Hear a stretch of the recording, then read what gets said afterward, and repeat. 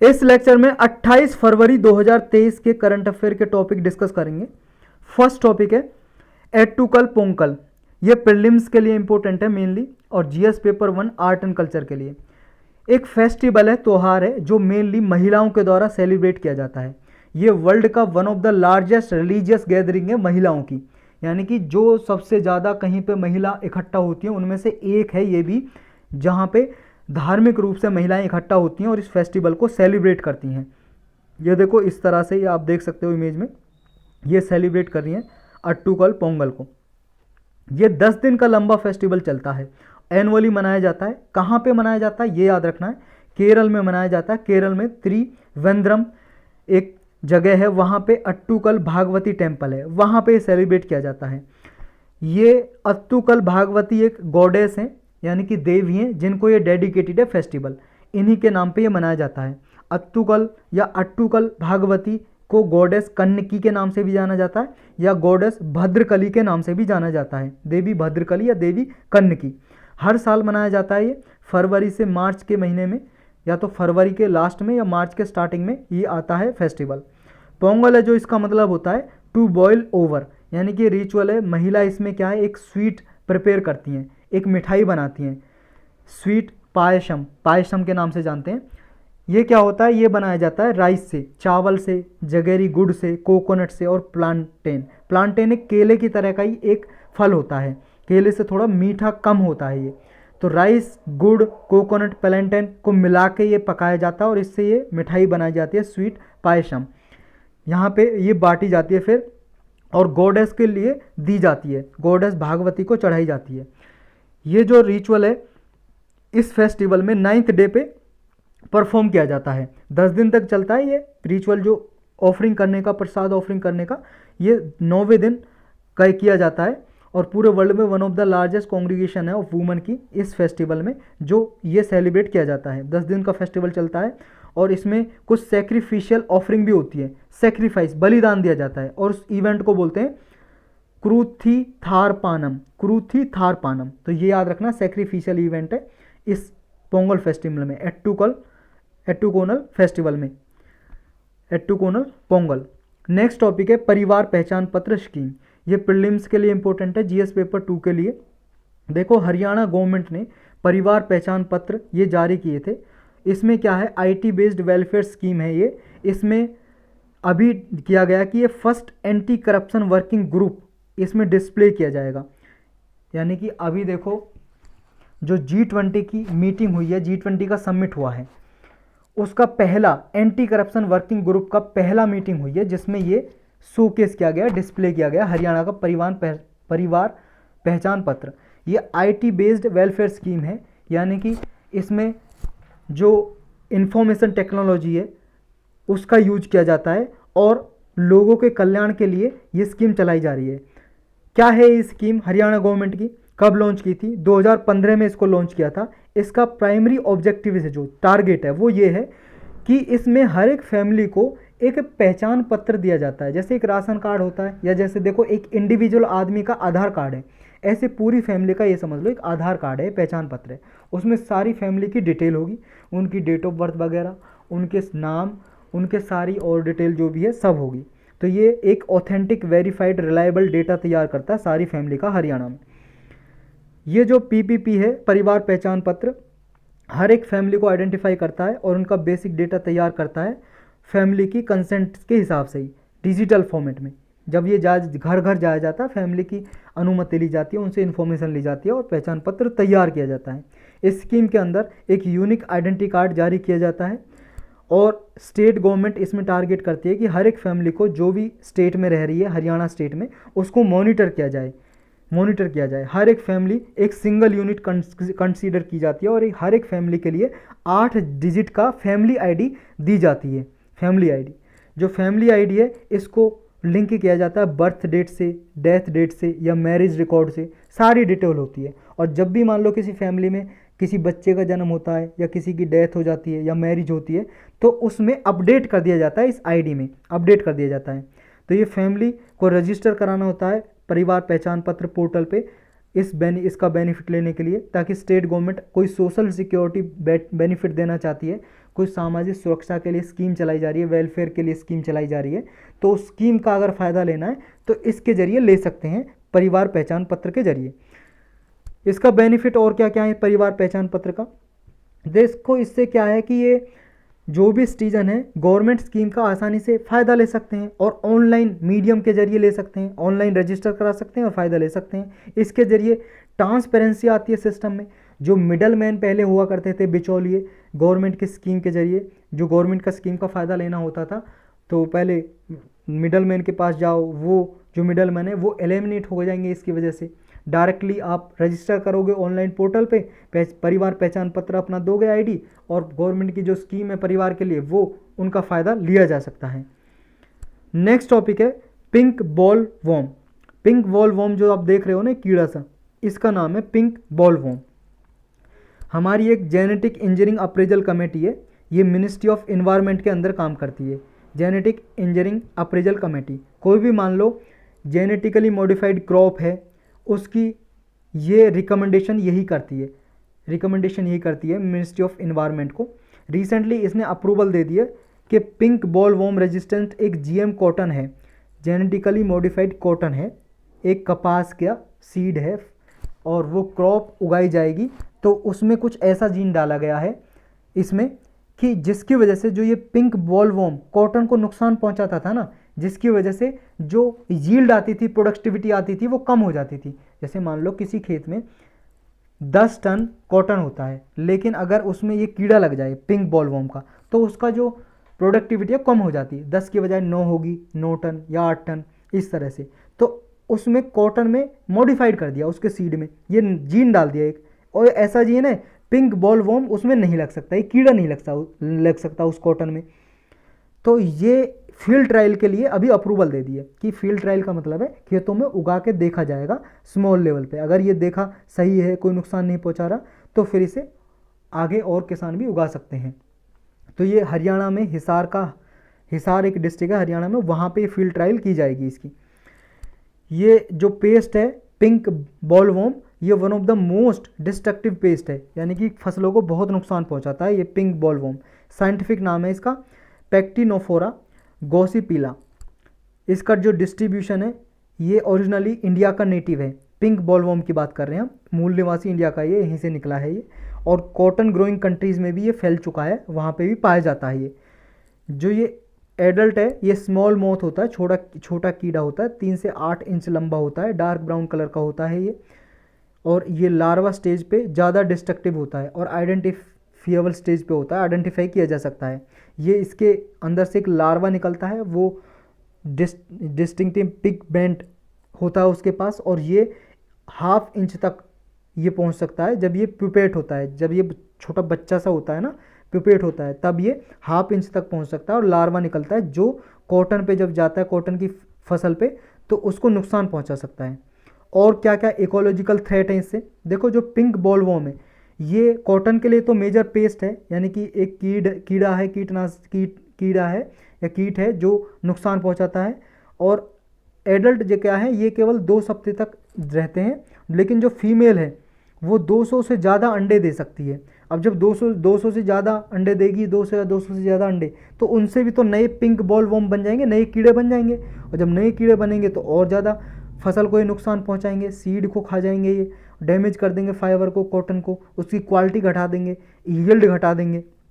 जब larva mature हो जाता है तो ये क्या है, बॉल से जो पिंक बॉल वॉर्म है उससे अलग हो जाता है लार्वा, फिर दूसरा बन जाता है ये ग्राउंड में भी चला जाता है और सॉइल सरफेस को भी नुकसान पहुंचाता है। ये भी देखा गया कि पिंक बॉल वॉर्म है जो कि ये अटैक करता है हिबिस्कस, ओकरा, हॉलीहॉक प्लांट्स, ये प्लांट के नाम है, इनको भी अटैक करता है कॉटन के अलावा। ऐसा नहीं सिर्फ कॉटन को ही नुकसान पहुंचाता है pink ball warm, in plant को भी नुकसान पहुंचाता है। नेक्स्ट टॉपिक है बिसफेनॉल ए। देखो ये 2 बार यूपीएससी इसे प्रीलिम्स में पूछ चुकी है, 2 से 3 बार पूछ चुकी है लगभग। देखना आप, 2 बार तो मैं पूरा कन्फर्म हूँ, 3 बार पूछा है। अगर लास्ट 15 ईयर के क्वेश्चन पेपर देखोगे आप प्रीलिम्स के, तो काफ़ी ज़्यादा इंपॉर्टेंट है ये बिसफेनॉल ए। एक केमिकल है, कई सारी चीज़ में, प्लास्टिक में बनाने में यूज होता है इसका बिसफेनॉल ए। तो प्रीलिम्स के लिए काफ़ी ज़्यादा इंपॉर्टेंट है। अभी केरल के तिरुवनंतपुरम शहर में इसकी स्टडी की गई, उसमें कहा गया कि ये क्या है, वेक्टर बोर्न डिसीज फैला रहा है ह्यूमन और एनिमल में। वेक्टर बोर्न डिसीज मतलब मनुष्य में और पशुओं में। रिसर्च ने ये पाया कि ह्यूमन मेड केमिकल जो बिस्फेनॉल ए है, यानी कि मानव द्वारा बनाया जाता है ये केमिकल, और सिग्निफिकेंटली ये ब्रीडिंग टाइम है जो सदर्न हाउस मॉस्किटोज़ का, उसको ये कम कर देता है, शॉर्टन कर देता है। मॉस्किटो मतलब मच्छर का। तो मच्छर भी क्या है, एक मेजर कैरियर है वेस्ट नाइल वायरस का, रिफ्ट वैली फीवर वायरस का, एवियन पॉक्स का। ये बीमारी के नाम है, West Nile virus, rift valley fever virus. ये क्या है, वायरस को लेके जाते हैं मच्छर और दूसरे ह्यूमन में फैला देते हैं इस बीमारी को। जो बिस्फेनॉल ए है ये क्या है, इसके बारे में हमें जानना है। ये केमिकल है, मेनली इसका कॉम्बिनेशन यूज होता है केमिकल, अदर केमिकल बनाने में भी, और प्लास्टिक या रेजिन बनाने में भी इसका उपयोग होता है, यूज होता है। ये देखो प्रोड्यूस किया जाता है, फिनॉल और एसीटोन का कंडेंसेशन किया जाता है, जिसकी वजह से प्रोड्यूस किया जाता है, बनाया जाता है। कई सारी टाइप की प्लास्टिक होती हैं, जैसे बेवरेज कंटेनर होते हैं, बेवरेज मतलब पीने की जो चीज़ें होती हैं उनमें जो प्लास्टिक यूज होती है पैकिंग करने में, उनमें यूज किया जाता है। डिस्क या प्लास्टिक डिनर वेयर होते हैं, खाने पीने के सामान होते हैं, प्लेट वगैरह, उनमें भी इसका यूज किया जाता है। ऑटोमोबाइल पार्ट, टॉय, खिलौने में यूज किया जाता है इसका बिस्फेनॉल ए का। ये एक्ट करता है हार्मोनल लेवल में और हार्मोनल बैलेंस को बिगाड़ सकता है। ये एस्ट्रोजेनिक इफेक्ट भी प्रोड्यूस करता है। ये एस्ट्रोजन रिलेटेड रिसेप्टर होता है, उससे बाइंड कर जाता है और ह्यूमन और एनिमल को इफेक्ट कर सकता है, प्रभावित कर सकता है। नेक्स्ट टॉपिक है बंजारा कम्युनिटी। ये सिर्फ प्रीलिम्स के लिए इंपॉर्टेंट है। बंजारा समुदाय एक कास्ट है। ये रिसेंटली यूनियन गवर्नमेंट ने एक 284th बर्थ एनिवर्सरी है संत सेवालाल महाराज की, और ये बंजारा कम्युनिटी से बिलोंग करते हैं, यानी कि बंजारा कम्युनिटी के ये रिलीजियस और स्पिरिचुअल लीडर थे, धार्मिक गुरु। उनकी 284वीं बर्थ एनिवर्सरी सेलिब्रेट की जाएगी पूरे 1 साल तक, इसलिए बंजारा कम्युनिटी न्यूज में आई। तो पहले तो आपको ये याद रखना है कि ये संत सेवालाल महाराज बंजारा कम्युनिटी के धार्मिक गुरु हैं, यानी कि थे, अब तो है नहीं। और ये है बंजारा कम्युनिटी, इस तरह के ये ट्रेडिशनल कपड़े पहनते हैं, अटार पहनते हैं। जो बंजारा कम्युनिटी है इंडिया में देखो कई जगह पे पाई जाती है। ये तेलंगाना में भी, आंध्र प्रदेश में, कर्नाटका में, मेनली सदर्न इंडिया में ये पाई जाती है। ऐसा नहीं है सदर्न में, ये नदर्न में भी, जैसे राजस्थान में भी पाई जाती है ये कम्युनिटी। ये कम्युनिटी है डिफरेंट नेम से जानी जाती है डिफरेंट प्लेस में। और मेनली पहले ये नोमेडिक लाइफस्टाइल ये अपनाती थी। नोमेडिक का मतलब घूमंतु, एक जगह से दूसरे जगह पे घूमते रहते थे ये। लेकिन अभी ये परमानेंटली कहीं कहीं पे सेटल हो चुके हैं, और जहाँ पे इनका सेटलमेंट है उस सेटलमेंट को, जहाँ पे निवास स्थान है, उसको ये टांडा बोलते हैं, टांडाज। ये प्लूरल फॉर्म में लिखा हुआ है, एस लगा के टांडाज, यानी कि टांडा बोलते हैं। और ये गोर बोली बोलते हैं, यानी कि जो ये बोली बोलते हैं उनको बोलते हैं गोर बोली, बोला जाता है इनकी बोली को। जो भाषा बोलते हैं, भाषा होती है बड़े लेवल पे, बोली मतलब रीजनल लेवल पे जो बोली जाती है बोली, गोर बोली, या उसे लंबाडी के नाम से भी जानते हैं ये। और ये बोली है जो इनकी इंडो आर्यन ग्रुप से बिलोंग करती है, लंबाडी। और इसकी कोई स्क्रिप्ट नहीं है, कोई लिपि नहीं है। जैसे हिंदी की लिपि है देवनागरी, ए अनार आस्याम जो ये है, ए आ ई, ये स्क्रिप्ट है जो, ऐसी इनकी कोई स्क्रिप्ट नहीं है। जो बंजारा पीपल है ये अपना तीज फेस्टिवल सेलिब्रेट करते हैं जब श्रावण आता है, जो सावन का महीना आता है अगस्त के महीने में लगभग, तब ये तीज का अपना फेस्टिवल मनाते हैं। इसमें जो फेस्टिवल में जो अनमैरिड बंजारा गर्ल्स होती हैं, जो अविवाहित लड़की होती हैं, वो अपने अच्छे दूल्हे के लिए इसमें प्रार्थना करती हैं इस फेस्टिवल में, तीज फेस्टिवल में। ये फायर डांस भी करती हैं, चारी परफॉर्म करती हैं। ये ट्रेडिशनल डांस है, फायर डांस या चारी डांस, बंजारा कम्युनिटी पीपल हैं जो ये परफॉर्म करते हैं। अब जान लेते हैं थोड़ा संत सेवालाल महाराज जी के बारे में। ये देखो सोशल रिफॉर्मर थे, समाज सुधारक, स्पिरिचुअल लीडर भी थे, टीचर थे बंजारा कम्युनिटी के। ये इन्होंने सारी कंट्री में ट्रैवल किया था, और एक इनका लाडनिया नाम का ट्रुप था, लाडनिया ट्रुप का मतलब एक तरह से ग्रुप, समूह था। ये फॉरेस्ट ड्वेलर हुआ करते थे, जंगलों में रहा करते थे, नोमैडिक ट्राइब हुआ करती थी उस टाइम पे बंजारा कम्युनिटी जब ये थे, यानी कि घूमंतु, एक प्लेस से दूसरे प्लेस पे घूमती रहती थी। इनको जो ये गुरु हैं संत सेवालाल महाराज जी, इनको काफ़ी ज़्यादा नॉलेज थी, स्किल्स थी इनको, आयुर्वेदा के बारे में, नेचुरोपैथी के बारे में काफ़ी ज़्यादा नॉलेज थी इनको। नेक्स्ट टॉपिक है काराकत्तम डांस, काराकट्टम या काराकत्तम डांस। प्रीलिम्स के लिए इंपॉर्टेंट है और GS paper 1 art and culture के लिए। रिसेंटली काराकत्तम जो डांसर है उनको कॉन्ग्रेचुलेट किया प्राइम मिनिस्टर ऑफ इंडिया ने, इसलिए ये न्यूज में आए, क्योंकि इन्हें जो ये डांसर हैं इनको अवार्ड मिला था, ये वी दुर्गा देवी हैं, इनको अवार्ड मिला था उस्ताद बिस्मिल्लाह खान युवा पुरस्कार, वी दुर्गा देवी। और ये क्या परफॉर्म करती हैं वी दुर्गा देवी? काराकत्तम डांस। तो देखो इस तरह से परफॉर्म किया जाता है। इसमें देखो 3 लेयर रखी जाती हैं, छोटा बड़ा कलश, फिर उसके ऊपर छोटा, फिर उससे छोटा कलश रखा जाता है, यानी कि लोटा भी बोल सकते हो इस तरह के, मटके बोल सकते हो छोटे, और उनको बैलेंस किया जाता है। और एक देखो ये बैठ जाती है, इस पर चढ़ते हैं फिर बैलेंस करते हैं, इस तरह से डांस परफॉर्म किया जाता है वुमन के द्वारा, महिला के द्वारा। जो काराकत्तम डांस है ये फोक डांस है, यानी कि रीजनल लेवल पे, लोकल लेवल पे परफॉर्म किया जाता है फेस्टिवल के दौरान, जब त्यौहार आता है इनका। प्राइमरीली ये मरियम्मन फेस्टिवल आता है उस टाइम पे ये परफॉर्म किया जाता है। तो याद रखना ये मरियम्मन त्यौहार आता है, वहाँ उस टाइम पे काराकट्टम ये डांस परफॉर्म किया जाता है। ट्रेडिशनल फोक डांस है ये, और रेन गॉडेस के लिए परफॉर्म किया जाता है। जो रानी होती है, मतलब देवी होती हैं, जो बारिश की देवी, वर्षा देवी, उनके लिए ये परफॉर्म किया जाता है, क्योंकि ये मरियम्मन है जो, ये वर्षा देवी हैं उनकी। करकत्तम डांस जो परफॉर्म करते हैं लोग। और ये जो डांस है इस डांस में देखो रेडिकल चेंज भी आए हैं रिसेंट ईयर में कई सारे। काराकत्तम और एग्रीकल्चर, ये देखो इनका लिंक है, क्योंकि जो मरियम्मन पूजा की जाती है, जो देवी मरियम्मन है, इनकी जो गॉडेस हैं, उनकी जो पूजा की जाती है वो हार्वेस्ट सीजन में की जाती है। हार्वेस्ट सीजन को केरल में बोलते हैं मकर कोयोत्थु। इसका प्रोनाउंसिएशन मलयालम भाषा में कुछ और भी हो सकता है, मकारा कोयोत्थु या मकर कोयोत्थु। ये केरल में हार्वेस्ट सीजन, जब फसल कटाई का टाइम आता है उस टाइम पे ये त्यौहार आता है, मरियम्मन फेस्टिवल, मरियम्मन गॉड के लिए मनाया जाता है। उस टाइम पे काराकत्तम डांस परफॉर्म किया जाता है। लोकल डांस है केरल का, तो ये आपको याद रखना कहाँ का है। और देखो ऐसा नहीं है सिर्फ केरल में ये सेलिब्रेट किया जाता है, मोस्टली फेमस है ये तमिलनाडु में भी, लेकिन केरल में भी मनाया जाता है। तो दोनों में, तमिलनाडु केरल में परफॉर्म किया जाता है। ये दोनों आपको याद रखने हैं। और क्या क्या कैरेक्टरिस्टिक्स हैं, विशेषताएं काराकत्तम डांस की, ये देखो इसमें स्विमिंग मूवमेंट, यानी कि कुछ झूले के मूवमेंट दिए जाते हैं, जोयस जो खुशी से ये सेलिब्रेट किया जाता है। और इसमें जो प्रैक्टिस की जाती है काफ़ी ज़्यादा। और 3 टियर फ्लोर अरेंजमेंट किया जाता है, जो कलश रखे होते हैं सिर पे, वो उसमें फूल से 3 लेयर रखी जाती हैं उसकी टॉप पे। उसमें वाटर होता है या राइस होता है या सॉइल होता है, मिट्टी, पानी या चावल होते हैं उन जो फ्लोर के जो कलश रखे जाते हैं। और इनको बैलेंस किया जाता है नाचते नाचते डांसर के द्वारा। इसमें देखो लड़का भी हो सकता है, लड़की भी, वुमन या पुरुष, मतलब मेल, कोई भी हो सकता है, परफॉर्म करता है इसको। अदर हाईलाइट ये है इसकी, इसमें देखो कई बार क्या है, आग जलाई जाती है, उसके साथ ये परफॉर्म किया जाता है। या आँखों में देखो निडल डाली जाती है, सुई डाली जाती है, और बैलेंस किया जाता है पैरेलली। और जो एक महिला बैठ जाती है, पुरुष बैठ जाता है, उसकी बैक पे चढ़ के बैलेंस किया जाता है। इस तरह से ये परफॉर्म किया जाता है। नेक्स्ट टॉपिक है कुटीर। कुटीर का मतलब है हट्स ऑफ नॉलेज, यानी कि ज्ञान की झोपड़ी। हट, झोपड़ी जो होती है, कच्चा मकान वगैरह जो बना होता है, झोपड़ी बोलते हैं। तो कुटीर का मतलब यही है। ये प्रीलिम्स के लिए इंपॉर्टेंट है मेनली।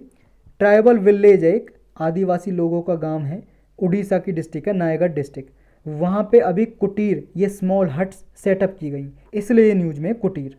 ये कुटीर फॉरेस्ट एरिया में मेनली बनाई जाती थी, जहाँ पे महिलाएं, विलेज की महिलाएं एक साथ आके मिलती थी किसी मंथ के पर्टिकुलर टाइम में। क्यों मिलती थी? क्योंकि जो इनकी नॉलेज है, यानी कि जो ट्रेडिशनल नॉलेज है, उनको ये शेयर करती थी आपस में, ट्रेडिशनल नॉलेज को, ताकि क्या है, जो नॉलेज है वो आगे आगे जाए। देखो जब कोई चीज़ लिखी नहीं जाती बुक्स में, तो आगे कैसे जाएगी? जो पीढ़ी आती है, अगली पीढ़ी बता के जाएगी। तो ये अपनी नॉलेज शेयर करते हैं, ताकि जो फॉरेस्ट रिसोर्सेज के बारे में इन्हें जानकारी है, उनकी फैमिली को भी हो आगे, और फॉरेस्ट की जो जानकारी है उसे आगे शेयर किया जाए, और फॉरेस्ट को कैसे प्रोटेक्ट किया जाए उसको भी ये डिस्कस करते हैं इसमें। और एजुकेट करते हैं रेजिडेंट को, किस तरह से फॉरेस्ट को प्रोटेक्ट किया जाए, सस्टेनेबली कैसे यूज किया जाए, कौन कौन सी हर्ब्स हैं, श्रब हैं, फ्यूल वुड हैं जो यूज हो सकती हैं, मेडिसिन के लिए यूज हो सकती हैं। इसका इम्पैक्ट क्या होगा? देखो 5 विलेज ने अभी कुटीर सेटअप किए हैं। ये कम्युनिटी राइट्स को प्रोटेक्ट करेंगी, कम्युनिटी फॉरेस्ट को प्रोटेक्ट करेंगी, कम्युनिटी राइट्स और कम्युनिटी फॉरेस्ट को, और उनके अधिकारों को, जो यहाँ पे समुदाय के लोग रहते हैं, आदिवासी लोग रहते हैं, उनको प्रोटेक्ट करेंगी। तो इसका कहाँ पे यूज कर सकते हो आप? देखो प्रीलिम्स में तो कुटीर के बारे में पूछा जा सकता है, आप इसे एसए के पेपर में यूज कर सकते हो इन्वायरमेंट से रिलेटेड टॉपिक में, कि किस तरह के स्टेप लिए जा सकते हैं इन्वायरमेंट को प्रोटेक्ट करने के लिए। तो ये उड़ीसा का एक कुटीर, ये एक स्टेप ही तो है, कुटीर सेटअप किए जाते हैं, वहाँ पे महिलाएं आती हैं, लोग आते हैं, अपनी जानकारी देते हैं कैसे बचाया जाए फॉरेस्ट को। तो इस तरह से फॉरेस्ट को बचाने के लिए एक स्टेप है, ये एक तरीका है, तो ये यूज किया जा सकता है इन्वायरमेंट से रिलेटेड टॉपिक में। नेक्स्ट टॉपिक है स्ट्रॉबेरी फार्मिंग। स्ट्रॉबेरी आप जानते हो खाने वाला एक फल है, ये इसलिए पढ़ रहे हैं हम, इसमें एक पर्टिकुलर एक कम्युनिटी है जो इसको अभी उगा रही है। उड़ीसा में सुनाबेड़ा नाम की जगह है, वहाँ पे चुक्तिया भुंजा ट्राइब है। चुक्ता भुंजा एक जूल ट्राइब में आती है, अनुसूचित जनजाति के लोग, एक कास्ट का नाम है, ट्राइब का नाम है, जाति का नाम है चुक्तिया भुंजिया। ये एक पीवीटीजी में आती है। पीवीटीजी क्या है, इसके लिए देखो आर्ट एंड कल्चर की प्लेलिस्ट में आप पूरा डिटेल में लेक्चर देख सकते हो। PVTG particularly vulnerable tribal group, जो भी हमारे इंडिया में शेड्यूल ट्राइब है, लगभग 705 शेड्यूल ट्राइब में आती हैं जाति, उनमें से जो ज़्यादा ही बैकवर्ड है उनको डाला जाता है पीवीटीजी में। इसके बारे में यूपीएससी क्वेश्चन पूछ चुकी है, इंपॉर्टेंट है। पीवीटीजी के बारे में आप डिटेल में लेक्चर देख सकते हो प्ले लिस्ट में जाके, आर्ट एंड कल्चर की में।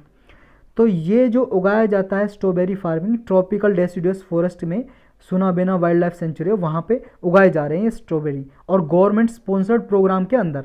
गवर्नमेंट भी यानी कि इन्हें मदद कर रही है, हेल्प कर रही है इनकी। तो देखो ये क्लाइमेट के लिए भी इम्पोर्टेंट है, क्योंकि यहाँ का सिमिलर क्लाइमेट है जहाँ स्ट्रॉबेरी उगाया जाता है। और ये महाराष्ट्र के महाबलेश्वर में भी उगाया जाता है, खेती की जाती है स्ट्रॉबेरी की। वहाँ पे लगभग 80% इंडिया में जितनी स्ट्रॉबेरी होती है, महाराष्ट्र के महाबलेश्वर एरिया में होती है 80% स्ट्रॉबेरी। वहाँ से डिफरेंट एरिया में ये भेजी जाती है, बेची जाती है और जगह पे।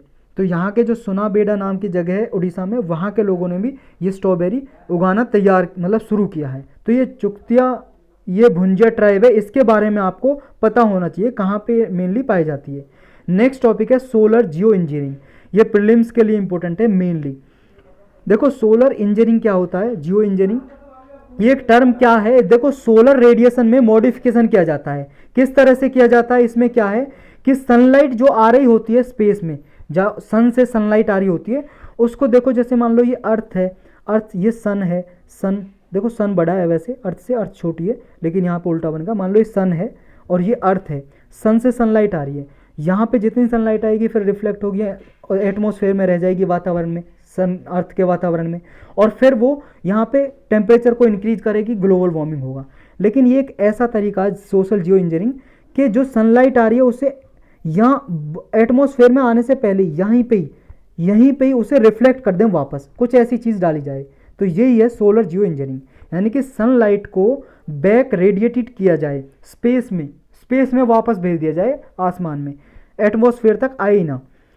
कई टाइप है सोलर जियो इंजीनियरिंग के। एक है स्ट्रेटोस्फेरिक एरोसोल इंजेक्शन, जिसे शॉर्टकट में साई बोलते हैं। इसमें क्या है, स्ट्रेटोस्फेयर में क्या है, जो लेयर है, एटमॉस्फेयर की लेयर तो जानते हो आप, अर्थ के चारों ओर पहली लेयर टॉपोस्फेयर, फिर है स्ट्रेटोस्फेयर, फिर आपकी मीजोस्फेयर, उसके बाद आती है आपकी एक्जोस्फेयर, जिसका थर्मोस्फेयर के नाम से भी जानते हैं, और इसी का आयनोस्फेयर भी पार्ट है।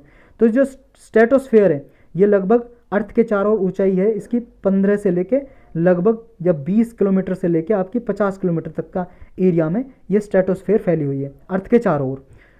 तो स्ट्रेटोस्फेयर में एरोसोल डाले जाते हैं। एरोसोल मान लो ये सल्फर डाइऑक्साइड के पार्टिकल हैं, सल्फर डाइऑक्साइड के ये पार्टिकल हैं। ये टिनी पार्टिकल यानी कि एटमॉस्फेयर में छोड़े जाते हैं। जब एटमॉस्फेयर में हो जाएंगे तो क्या होगा, जैसे अर्थ के चारों ओर ये एरोसोल छोड़ देगा, ये एरोसोल सल्फर डाइऑक्साइड के, अब इन पे जो लाइट आएगी टकरा के वापस चली जाएगी स्पेस में, एटमॉस्फेयर में अंदर आ नहीं पाएगी। तो इसकी वजह से क्या होगा कि जो ये है सनलाइट है जो अंदर आएगी नहीं, तो जो टेम्परेचर है एटमॉस्फेयर का वो कम किया जा सकता है, ये फ़ायदा होगा। और जो ये सल्फर डाइऑक्साइड है ऐसा नहीं है सिर्फ हम इन्हें खुद निकाल सकते हैं। ये देखो वॉल्केनिक एरप्शन जो होता है, ज्वालामुखी जो फटता है उससे भी निकलते हैं ये सल्फर डाइऑक्साइड के एरोसोल वगैरह। दूसरा मेथड है मैरीन क्लाउड ब्राइटनिंग। ये इसमें क्या है, सी साल्ट जो समुद्र का साल्ट है वो स्प्रे करते हैं हम क्लाउड में, जो बादल होते हैं, बादल में एयरक्राफ्ट के जरिए स्प्रे किया जाता है और इनकी वजह से जो सनलाइट है वो रिफ्लेक्ट कर जाती है। तो दो मेथड यूज किए जाते हैं सोशल जियो इंजीनियरिंग के लिए। तो सोशल जियो इंजीनियरिंग क्या है, मेनली बस इतना याद रखना आपको। लेकिन ये थोड़ा कंट्रोवर्शियल है, कंट्रोवर्शियल यानी कि विवादित है। क्यों? यानी कि कुछ नुकसान होंगे, नुकसान ही है। देखो, जो ये एरोसोल छोड़े जाते हैं ये कुछ पर्टिकुलर टाइम के लिए ही काम करते हैं, उसके बाद ये काम करना बंद कर देते हैं और उल्टा काम करना कर देते हैं शुरू, क्योंकि फिर ये टेम्परेचर को एब्जॉर्ब करना शुरू कर देते हैं, और जिनकी वजह से टेम्परेचर और बढ़ जाता है एटमॉस्फेयर का, और ग्रीन हाउस गैस का लेवल बढ़ जाता है एटमॉस्फेयर में, टेम्परेचर बढ़ जाएगा तो ग्लोबल वार्मिंग और बढ़ जाएगी। तो उसके कुछ समय के बाद ये नुकसान कर देने लगते हैं, इसलिए इनका थोड़ा जो कंट्रोवर्शियल है ये थोड़े, इस वजह से साइंटिस्ट इनको मॉरल हजार्ड में काउंटर करते हैं कि सोशल जियो इंजीनियरिंग मॉरल हजार्ड भी हो सकती है, जिसकी वजह से इमिशन और बढ़ सकता है, और क्लाइमेट चेंज की जो एडर्स को सॉल्व करने के लिए ये यूज किए जाते हैं सोशल जियो इंजीनियरिंग, ये नुकसानदायक भी साबित हो सकती है। नेक्स्ट टॉपिक है वर्ल्ड सस्टेनेबल डेवलपमेंट समिट। ये प्रीलिम्स के लिए भी इंपॉर्टेंट है और जीएस पेपर 3 के लिए भी। अभी इसका 22वां एडिशन हुआ, 22वीं मीटिंग हुई इसकी न्यू दिल्ली में वर्ल्ड सस्टेनेबल डेवलपमेंट समिट की। तो क्या है ये, इसको जानते हैं। और इस साल की थीम क्या है, देखो, main streaming sustainable development and climate resilience for collective action. इतनी लंबी है, याद करने की कोई जरूरत नहीं है आपको। ये वर्ल्ड सस्टेनेबल डेवलपमेंट जो समिट है ये है क्या, इसे कौन कराता है, एनुअली कराई जाती है मीटिंग। कौन कराता है, तेरी नाम की संस्था है, TERI, the energy and resource institute, ये कराता है इसको, इस समिट को। इसमें डेवलपिंग कंट्री आते हैं, उनको इनवाइट किया जाता है, बहुत सारे वर्ल्ड लेवल से लीडर आते हैं, एक्सपर्ट आते हैं, प्रैक्टिशनर आते हैं यूनिवर्सल लेवल पे, और ये कराया जाता है समिट। क्यों कराया जाता है, जबकि सस्टेनेबल डेवलपमेंट है जो उसके टारगेट को अचीव किया जा सके और सस्टेनेबली रिसोर्सेज का यूज किया जा सके।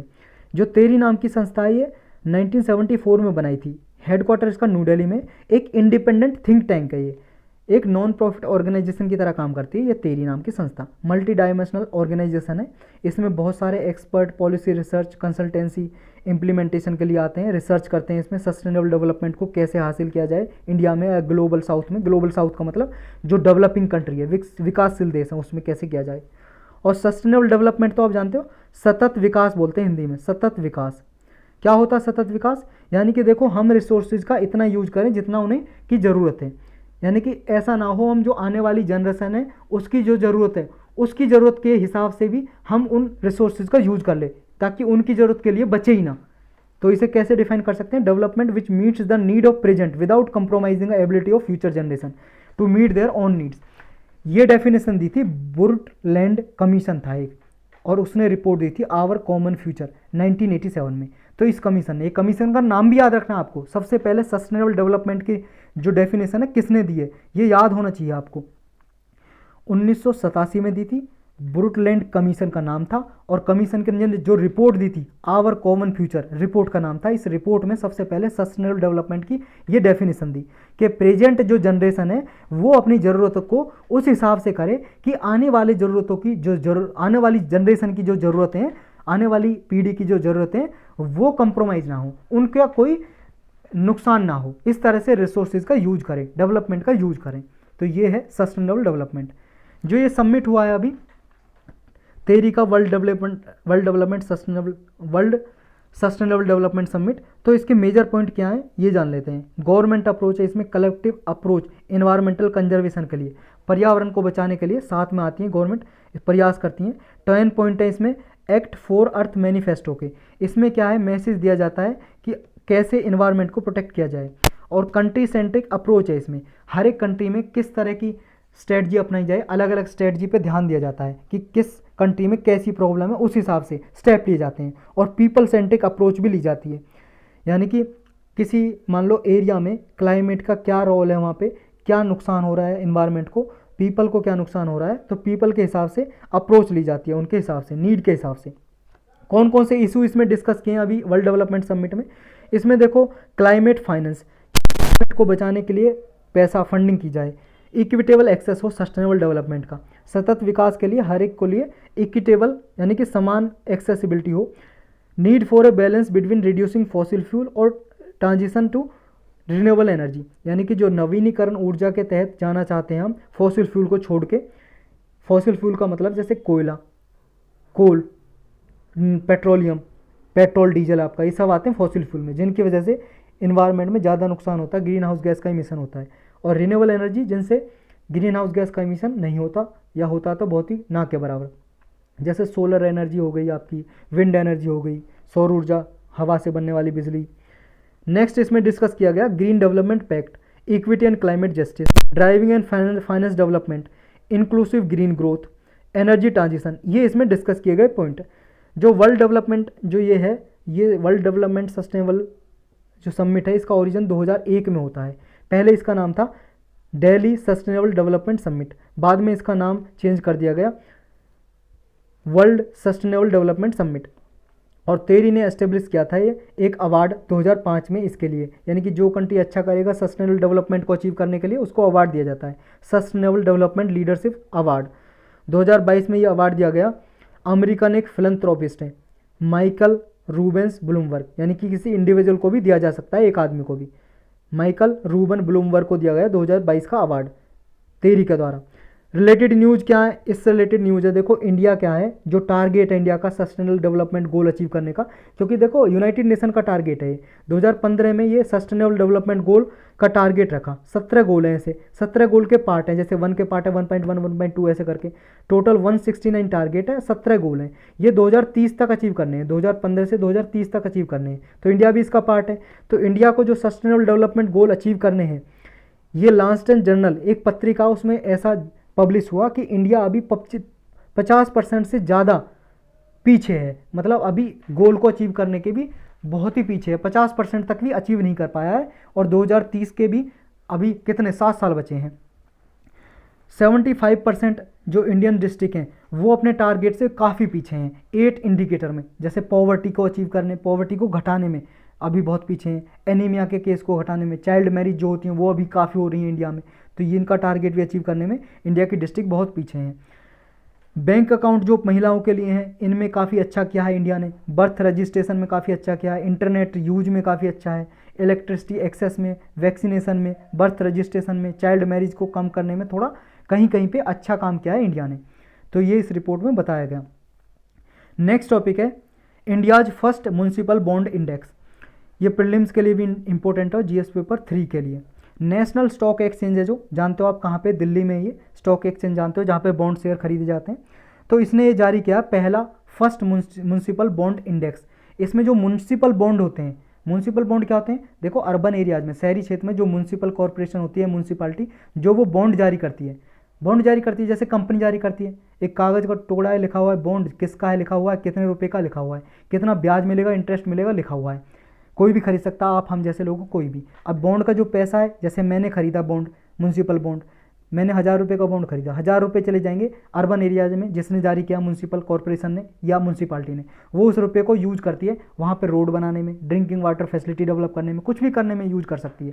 तो ये म्यूनसिपल बॉन्ड पहली बार जो यूज किए थे हमारे इंडिया में, वो भी जानेंगे किसने जारी किए थे। और ये जो इंडेक्स है अभी नेशनल स्टॉक एक्सचेंज ने जारी की है, इसमें देखा जाएगा कौन सी म्यूनसिपल जो पार्टी है, म्यूनसिपल कॉर्पोरेशन है, म्यूनसिपालिटी है, वो कौन सा अच्छा परफॉर्म कर रही है, तो उसके हिसाब से इंडेक्स दी जाती है। ये पहली बार जारी की गई इंडेक्स, इसमें म्यूनसिपल कॉर्पोरेशन जो बॉन्ड इशू करती है उसकी परफॉर्मेंस क्या है उसको ट्रैक किया जाता है। इन्वेस्टमेंट ग्रेड क्रेडिट रेटिंग दी जाती है इसमें AA कैटेगरी में। और ये इंडेक्स में म्यूनसिपल बॉन्ड आते हैं जो ये securities exchange board of India की गाइडलाइंस के हिसाब से जारी किए जाते हैं, क्योंकि आपको पता है बॉन्ड या शेयर जब जारी करने हो तो सेबी उसके लिए रूल्स रेगुलेशन बनाती है। और सेबी क्या है बहुत बार डिस्कस कर चुके हैं, अब दोबारा नहीं बताऊंगा मैं, अलग से लेक्चर भी बना हुआ है, इकोनॉमी की प्लेलिस्ट में जाके आप देख सकते हो। देखो थोड़ा जल्दी मैं इसलिए बोल रहा हूँ क्योंकि काफ़ी लेक्चर छूटे हुए हैं, वो जल्दी जल्दी हमें करने पड़ेंगे। अगर आपको लग रहा है मैं थोड़ा ज़्यादा तेज़ बोल रहा हूँ तो आप देखो सेटिंग में जाके स्पीड को स्लो भी कर सकते हो आप, और आपको लग रहा है धीरे बोल रहा हूँ तो वहाँ पे तेज़ भी कर सकते हो, तो दोनों ऑप्शन आपको यूट्यूब पे मिलते हैं। तो 2015 की गाइडलाइंस दी थी municipal debt securities regulation municipal bonds के लिए, तो इनके हिसाब से म्यूनसिपल बॉन्ड जारी किए जाते हैं किसी म्यूनसिपल कॉर्पोरेशन के द्वारा, म्यूनसिपालिटी के द्वारा। म्यूनसिपल बॉन्ड क्या होते हैं, म्यूनसिपल बॉन्ड एक टाइप के बॉन्ड ही होते हैं जो लोकल गवर्नमेंट इशू करती है, जैसे म्यूनसिपालिटी या कोई शहर सिटी या कोई काउंटी या फिर स्टेट जारी करता है। ये इसलिए जारी करते हैं ताकि कोई प्रोजेक्ट है जैसे स्कूल बनाने का, रोड बनाने का या कोई पब्लिक इंफ्रास्ट्रक्चर बनाना, उसके लिए पैसे चाहिए, तो ये लोगों से, इन्वेस्टर से उधार लेते हैं बॉन्ड जारी करके, फिर वो पैसा लगाते हैं और फिर जैसे फ़ायदा होता है तो चुकाते रहते हैं, बॉन्ड को वापस भी खरीद सकते हैं फिर। और इंटरेस्ट देते रहते हैं उन्हें। म्यूनसिपल बोर्ड जो बॉन्ड होते हैं ये देखो 2017 से काफ़ी ज़्यादा इंक्रीज हुए हैं। 2022 में 6000 करोड़ के बॉन्ड जारी किए गए म्यूनसिपालिटी या म्यूनसिपल कॉरपोरेशन द्वारा। इंडिया में सबसे पहले जो पहला म्यूनसिपल बॉन्ड जारी किया था वो अहमदाबाद म्यूनसिपल कॉरपोरेशन ने जारी किया था 1998 में। ये आपको थोड़ा फैक्ट याद रखना है। इंदौर ऐसा पहला शहर बना था जिसने पहला म्यूनसिपल ग्रीन बॉन्ड जारी किया था। ग्रीन बॉन्ड का मतलब जो ऐसे प्रोजेक्ट में लगाया जाएगा जिसका पैसा जो ग्रीन टेक्नोलॉजी से रिलेटेड हो, मान लो सोलर एनर्जी बनाने में पैसा यूज किया जाए, इस तरह से। नेक्स्ट टॉपिक है क्लीन प्लांट प्रोग्राम। ये प्रीलिम्स के लिए भी इंपॉर्टेंट है और जीएस पेपर 3 के लिए भी।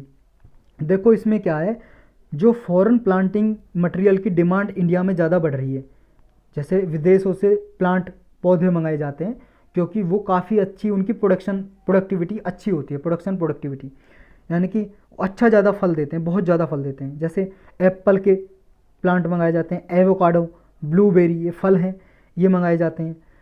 और इनमें क्या, सेंट्रल गवर्नमेंट इनको रेगुलेट करने के लिए, इनकी डिमांड को फुलफिल करने के लिए 10 क्लीन प्लांट सेंटर क्रिएट कर रही है। प्लांट सेंटर का मतलब एक एरिया होगा, वो डिसाइड कर दिया ये क्लीन प्लांट सेंटर होगा। टारगेट क्या है, जो डोमेस्टिक प्रोडक्शन है, जो ये फ्रूट क्रॉप है ना, ये जो बाहर से मंगाते हैं हम फ्रूट क्रॉप प्लांट मंगाते हैं एप्पल के, तो ये हम अपने डोमेस्टिक प्रोडक्शन करें, अपने देश में ही इनको बनाएं, प्रोड्यूस करें ज़्यादा से ज़्यादा। इसके लिए क्लीन प्लांट सेंटर बनाए जा रहे हैं। इनमें जो सर्विस ऑफर की जाएगी, इसमें देखो डिसीज़ को डायग्नोस्टिक किया जाएगा। डायग्नोस्टिक का मतलब पता लगाया जाएगा पौधे को कौन सी डिसीज़ है, उसका इलाज किया जाए, दवाई छिड़की जाए उस पर, प्लांट को मल्टीप्लाइंग किया जाए, थेरोपेटिक्स थेरेपी दी जाए, मदर प्लांट को जनरेट किया जाए ताकि ज़्यादा से ज़्यादा और प्लांट का प्रोडक्शन हो सके। क्लीन प्लांट प्रोग्राम की ज़रूरत क्या थी, देखो अभी क्या है, बहुत सारे प्लांट में जो डिसीज़ लग जाती है, डिसीज़ फ्री करना उसको बहुत डिफ़िकल्ट हो जाता है। हॉर्टिकल्चर क्रॉप को डेवलप करना भी ज़रूरी है, इसके लिए क्लीन प्लांट प्रोग्राम लाया गया। इसमें क्या अभी तक क्या है, जो बहुत ही ज़्यादा, जैसे कोई भी प्लांट है, प्लांट जब बाहर देश से मंगाया जाता है, जैसे मान लो एप्पल का प्लांट मंगाया, तो उसे कम से कम 2 साल क्वारंटाइन में रखा जाता है। क्वारंटाइन मतलब अलग, सेपरेट रखा जाता है, दूसरे प्लांट से बिल्कुल अलग, दूरों दूर। तो इसमें टाइम लगता है, थोड़ा टेढ़ा प्रोसेस है थोड़ा। तो इसी को ही अब क्लीन प्लांट सेंटर बना दिए जाएंगे, वहाँ पे इनको रख रखाव किया जाएगा। और ये टाइम जो 2 साल का था क्वारंटाइन का, ये 6 मंथ रिड्यूस कर दिया है, 6 महीने तक रखा जाएगा। देखा जाएगा किसी और प्लांट को तो नुकसान नहीं पहुंचाएगा, क्योंकि बहुत सारे प्लांट हम फॉरेन से, विदेश से मंगाते हैं, वो इन्वेसिव साबित हो जाते हैं। इन्वेसिव का मतलब है कि ये यहाँ आके हमारे जो नेटिव प्लांट हैं उनको नुकसान पहुंचा सकते हैं, उनको ख़त्म कर दिया, उनके जो न्यूट्रिएंट्स सारे ले लिए और वो डेड हो गए, इस तरह से नुकसान पहुंचा सकते हैं। नोडल मिनिस्ट्री कौन है, जो क्लीन प्लांट सेंटर बनाए जा रहे हैं, किसके द्वारा बनाए जा रहे हैं, ministry of agriculture and farmer welfare. ये मिनिस्ट्री आपको याद रखनी है। और इम्प्लीमेंट कौन कर रहा है, लागू कौन कर रहा है, ये बोर्ड है, नेशनल हॉर्टिकल्चर बोर्ड, ये लागू कर रहा है। फंडिंग कौन दे रहा है, 100% सेंट्रल गवर्नमेंट दे रही है, यानी कि सेंट्रल सेक्टर स्कीम है ये, सेंट्रल गवर्नमेंट ही इसे फंड दे रही है और वही इम्प्लीमेंट करेगी। एक तरह से स्टेट गवर्नमेंट भी करेगी, लेकिन सेंट्रल गवर्नमेंट इसमें पैसा 100% फंडिंग सेंट्रल गवर्नमेंट दे रही है। और ये आत्मनिर्भर क्लीन प्लांट प्रोग्राम के अंदर जो बजट 2023-24 में ये प्रोग्राम ये लॉन्च किया गया था, इंट्रोड्यूस किया गया था, आत्मनिर्भर क्लीन प्लांट प्रोग्राम, उसके अंदर ये क्लीन प्लांट सेंटर बनाए जा रहे हैं।